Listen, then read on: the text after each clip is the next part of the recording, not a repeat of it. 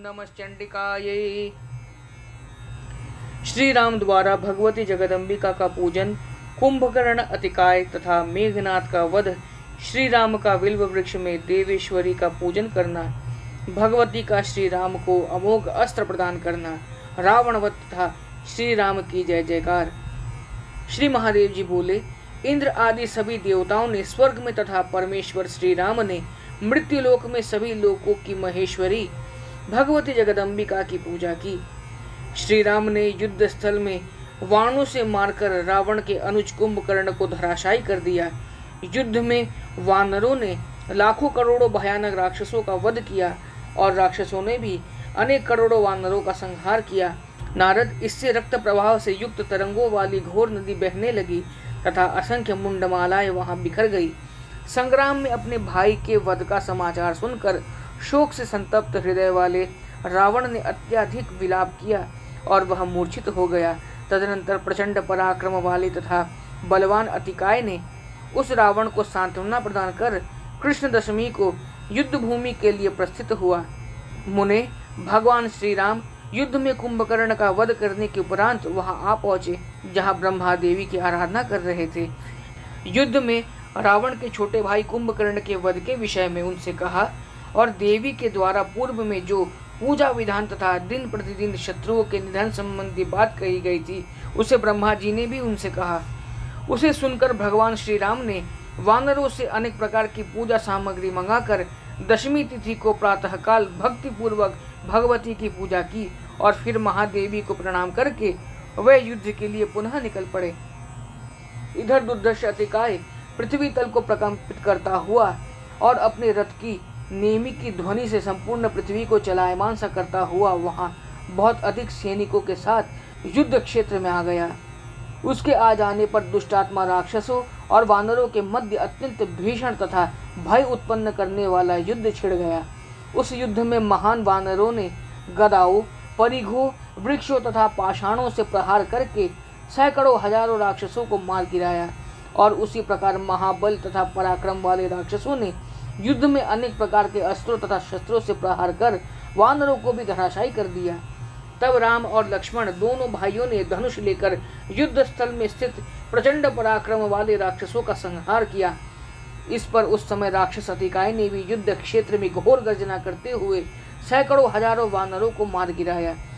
तदनंतर उस दुरात्मा राक्षस के साथ श्री राम और लक्ष्मण का अत्यंत रोमांचकारी युद्ध होने लगा।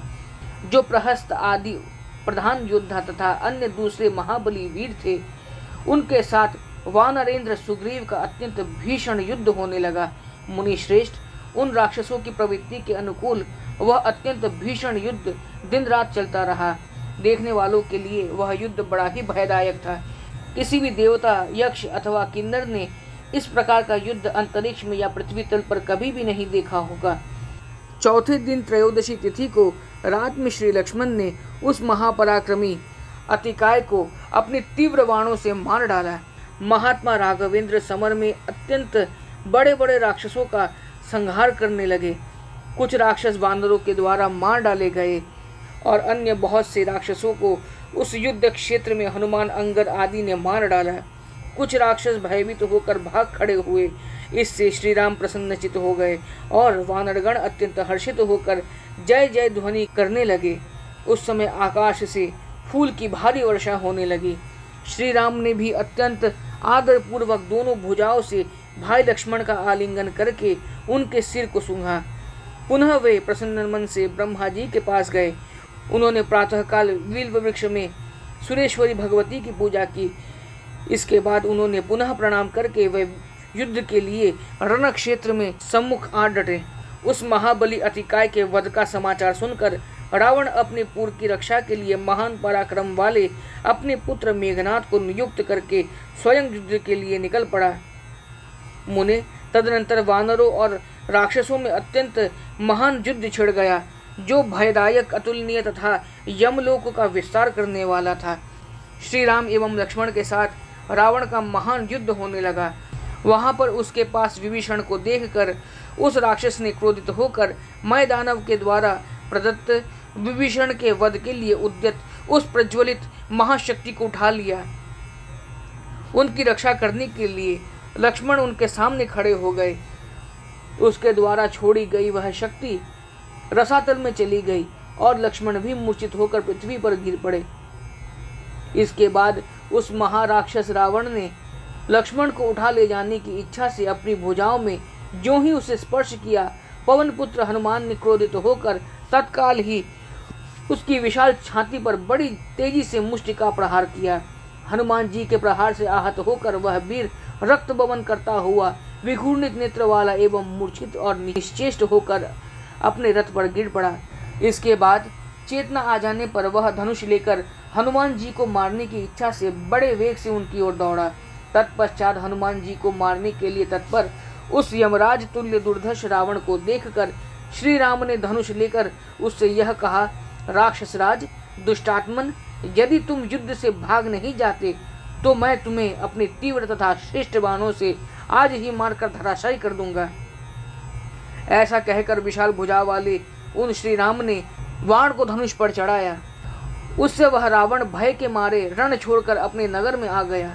तदनंतर उस रावण को सांत्वना प्रदान करके प्रचंड पराक्रम वाले इंद्रजीत मेघनाथ ने युद्ध क्षेत्र के लिए प्रस्थान किया। उसके साथ महाप्राण लक्ष्मण का अत्यंत घोर युद्ध हुआ। वह युद्ध बड़ा भयदायक था तथा सभी लोगों को विमोहित कर देने वाला था। मुनि श्रेष्ठ, इसके बाद लक्ष्मण ने अमावस्या की रात्रि में अपने अमोघ अस्त्रों से उस दुर्धर्ष इंद्रजीत को संग्राम में मार गिराया। तदनंतर बहुत प्रकार से विलाप करके वह राक्षस राज रावण देवांतक आदि प्रधान योद्धाओं को साथ लेकर संग्राम में पुनः स्वयं उपस्थित हुआ। प्रतिपदा तिथि से आरंभ करके नवमी तिथि पर्यंत श्री राम तथा रावण के मध्य अतुलनीय वर्णन से परे और सभी प्राणियों के लिए भयदायक अत्यंत भीषण युद्ध हुआ। जब तक षष्ठी तिथि आई तब तक प्रतिदिन उस युद्ध में राक्षसेंद्र रावण के बहुत से असंख्य सैनिक नष्ट हो चुके थे। उस षष्ठी तिथि को जगदम्बिका की शुभ मृण्मयी मूर्ति बनाकर सायंकाल उनका प्राण प्रतिष्ठांगभूत अधिवास कर्म करके लोक पितामह ब्रह्मा ने सप्तमी तिथि को पत्री प्रविष्ट देवी का पूजन किया। पत्री प्रवेश मात्र से ही सर्व संहार कारिणी जगदम्बा रावण के वध के लिए श्री राम के धनुष में प्रवेश कर गई। तत्पश्चात जगत पिता ब्रह्मा जी ने महाअष्टमी तिथि को प्रातः विपुल पूजन उपचार से भक्ति पूर्वक भगवती की विधिवत पूजा की। उस पूजन से प्रसन्न होकर भगवती परमेश्वरी महेश्वरी मध्याह्न काल में श्री रामचंद्र के वाण में प्रवेश कर गई। तब मुनि श्रेष्ठ, उन श्री राम ने युद्ध क्षेत्र में रावण के सिर को सैकड़ों भागों में काट डाला। इसके बाद पुनः जब उन श्री राम ने उसका प्राणांत कर देने की इच्छा से वाण छोड़े, तब रावण ने भी भयभीत होकर भगवती का स्मरण किया। उससे उसके सिर सहित धड़ से पुनः सिर निकल पड़े। श्री राम के महान बाणों से बेधे जाने पर भी उसने समरांगण में प्राण नहीं छोड़ा। उस रावण ने नवमी तिथि को पूर्वाह्न में आकाश में खड़े हुए देवताओं को देखते हुए अत्यंत भीषण तथा भयदायक युद्ध किया। उस महानवमी तिथि को लोक पितामह ब्रह्मा ने अनेक प्रकार के सुरम्य धूप दीप और विविध प्रकार के नैवेद्य अर्पण करके आदर पूर्वक विधि विधान से भगवती का पूजन किया। तदनंतर जो साक्षात मुक्तिदायिनी भगवती विद्या स्वरूपा है, वह ही स्वयं अविद्या स्वरूप से रावण के पास गई। मुनि श्रेष्ठ, उस समय उसने देवी का स्मरण तक नहीं किया और माया से विमोहित उस रावण के हृदय में देवी के प्रति भक्ति भी नहीं रही। क्रोध के वशीभूत होकर वह रावण अपनी शक्ति का प्रदर्शन करता हुआ ब्रह्मास्त्र के जाल समूहों से राघवेंद्र के साथ युद्ध करता रहा। मुने, उसी प्रकार श्री रामचंद्र भी युद्ध में राक्षसों के राजा दुर्जय रावण पर ब्रह्मास्त्र समुदायों से प्रहार किया। इस प्रकार एक दूसरे को जीतने की इच्छा वाले श्री राम तथा रावण को क्रोधपूर्वक परस्पर प्रहार करते हुए दिन का मध्य भाग व्यतीत हो गया। तदनंतर अपराह्न में श्री रामचंद्र जी ने भगवती का ध्यान करके उन्हें प्रणाम किया और उस राक्षस के वध के लिए उनसे प्रार्थना की। ब्रह्मा जी ने भी बार बार भक्ति पूर्वक देवी को साष्टांग प्रणाम करके दुरात्मा रावण के वध के लिए उन भगवती से प्रार्थना की।